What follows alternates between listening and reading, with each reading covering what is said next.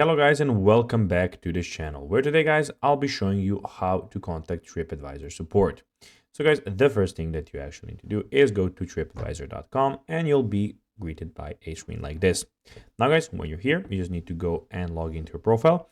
If you do not know how you can actually if you don't have a profile, you can always go and register to one. If you do not know how to do this, you can always go to our YouTube channel where we have plenty of how to Tripadvisor videos where you can also see how you can do this. Now guys, that we got that out of the way, let's see what we have in front of us for now.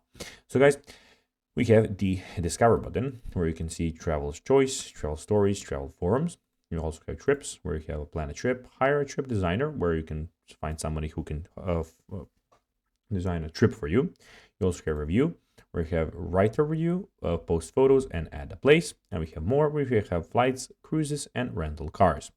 Now guys, in the top right corner, we also have the region and language where you can change the language to the one that you prefer. And also you can go and find currencies that you can change to also. But if you don't, if your language is not here, you can always find a language that is probably similar to yours. Now, in the top right corner, we also have Review Profile, Notifications, Bookings, Trips, Account Information, and Sign Out options.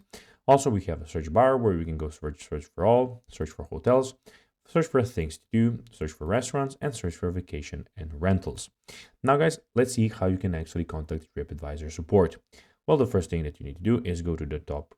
You just need to go to this link, so tripadvisor.com/general support, and you'll be greeted by a site like this where you can see that they say how can we help you, and you have everything. So you have a support where you can actually contact them and see what's the problem.